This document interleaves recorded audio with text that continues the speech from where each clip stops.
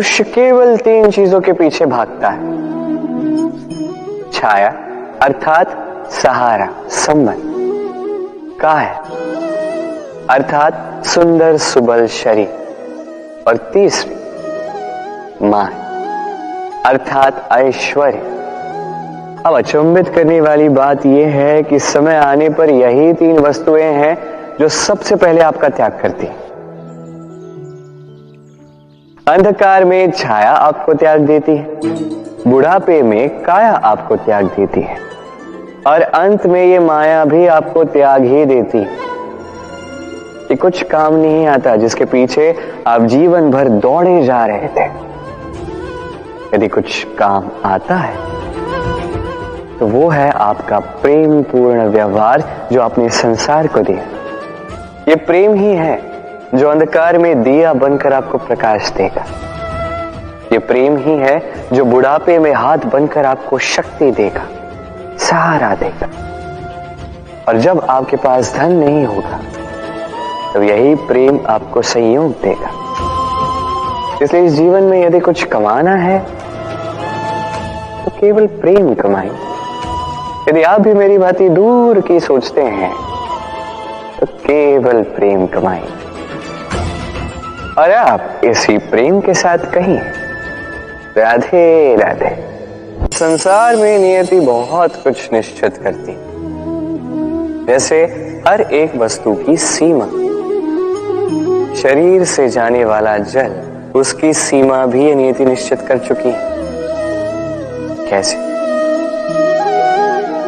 देखिए, यदि आपने उचित समय पर परिश्रम करके अपना पसीना नहीं बहाया तो कुछ समय पश्चात आपको अश्रु अवश्य बहाने, क्योंकि सब कुछ यदि भाग्य से मिल भी जाए उसे कर्म से रक्षित करना पड़ता है।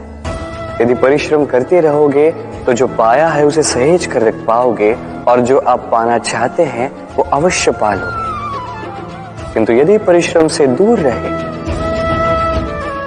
तो जो पाया है उसे तो खो ही दोगे, और जो पाना चाहते हैं उसका तो प्रश्न ही नहीं होता, और बहाओगे तो केवल अश्रु। अब चयन आपका है। क्या बहाना चाहेंगे, पसीना या अश्रु? राधे राधे। तभी आप किसी झरने के पास बैठे और बस ध्वनि सुनी।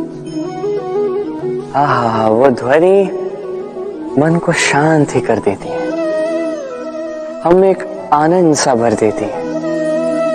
तो इसे मैं कहता हूं नैसर्गिक संगीत। कभी सोचा है ये संगीत उत्पन्न करने के लिए जल को कितने परिश्रम करने पड़े, क्या कुछ करना पड़ा? सोचिए वो जल कहां कहां से गिरा होगा, किन किन चट्टानों से जाके टकराया होगा, कैसी तीक्ष्ण रेखाओं का सामना किया होगा, उसे कैसे लांघा होगा, अपने तन में समाहित उन पत्थरों से कैसे संघर्ष किया होगा, कैसे आगे बढ़ा होगा। सोचिए ये सब होने के पश्चात ही ये संगीत सुनना संभव था। ये झरने का ये सुंदर संगीत आपके कान तक कभी पहुंचता ही नहीं यदि उस जल का विरोध करने वाले पत्थर ना होते। इसका तात्पर्य क्या है? तात्पर्य एक ही है, इन बाधाओं का सामना करें, इनसे दूर ना भागे, क्योंकि ये बाधाएं ये नैसर्गिक है। सभी के जीवन में ये बाधाएं आती हैं, इनका सामना करें, जीवन में आगे बढ़े।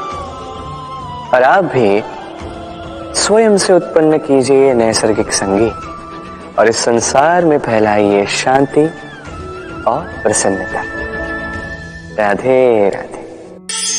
इस पुष्प को देख रहे हैं आप? कितना सुंदर है ये पुष्प। हर कोई चाहता है कि ऐसे किसी पुष्प को वो अपना ले, अपने पास रख ले।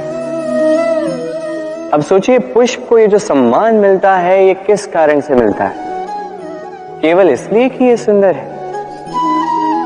चलिए आपको कुछ समझाता। ये पुष्प जब डाली पर होता है सुगंध से हमें आकर्षित करता है। इसी पुष्प की यदि आप माला बनाओ, किसी मूर्ति पर चढ़ाओ, तो ये आदर का प्रतीक बनता है।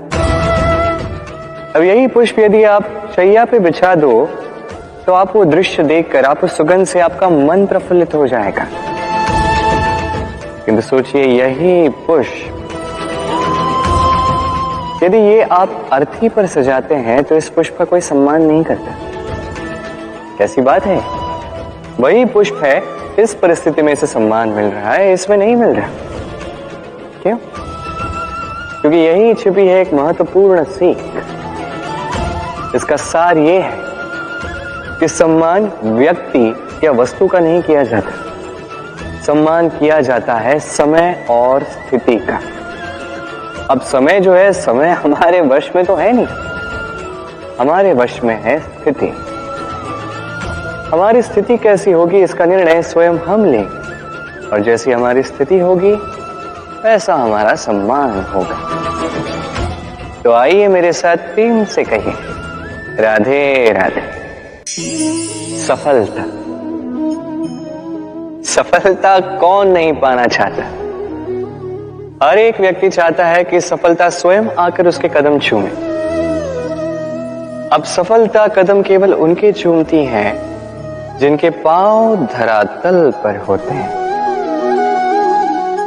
जो स्वप्न की आशा में उड़ते नहीं, जो यथार्थ के धरातल से जुड़े होते हैं, वो भी दृढ़ता के साथ। सफलता उनको नहीं मिलती जो घर पे बैठे बैठे केवल स्वप्न देखते हैं। सफलता स्वयं चलकर उनके पास जाती है, जो निरंतर प्रयास करते हैं, जो परिश्रम करते हैं और अपने इस जीवन को दूसरों के लिए स्वप्न बनाकर दिखाते हैं। तो चयन आपका है। सफल सभी होना चाहते हैं, स्वप्न सभी साकार करना चाहते हैं। स्वप्न तभी साकार होंगे जब परिश्रम करोगे, और सफलता तभी तक आपके साथ रहेगी जब तक आप विनम्र रहोगे। तो आइए मेरे साथ प्रेम से कहिए, राधे राधे। समस्याएं, अब समस्याएं किसके जीवन में नहीं होती? हर एक के जीवन में समस्याएं होती, और ठीक है, जीवन है तो समय के साथ समस्याएं आती ही। किंतु क्या सारी समस्याएं समय ही लाता है? नहीं, आप सारी समस्याओं का श्रेय समय को नहीं दे सकते। ये अधिकतर समस्याएं तो ऐसी होती हैं जिन्हें हम स्वयं आमंत्रित करते हैं कि समस्याओं आओ, मैं आपकी प्रतीक्षा कर रहा हूं। कैसे? अब ये निर्भर करता है आपकी हाँ और ना। अधिकतर समस्याएं इसलिए आती क्योंकि हम बार बार हाँ कहते जाते हैं, और अधिकतर समस्याएं इसलिए आती हैं क्योंकि हम उचित समय पर ना नहीं कह पाते। इसलिए बिना सोचे समझे किसी भी बात या किसी भी प्रस्ताव का समर्थन करना आपको बहुत बड़े संकट में डाल सकता है। वहीं कभी ना कह पाना, ये आपको उससे भी बड़े संकट में डाल सकता है। इसलिए स्मरण रखिए, ये अत्यंत महत्वपूर्ण सीख। सदैव सोच समझकर ही हाँ कीजिए, और दृढ़ता के साथ ही ना कीजिए, और विश्वास कीजिए आपका जीवन अत्यधिक सुखमयी हो जाए। तो आइए मेरे साथ प्रेम से कहिए,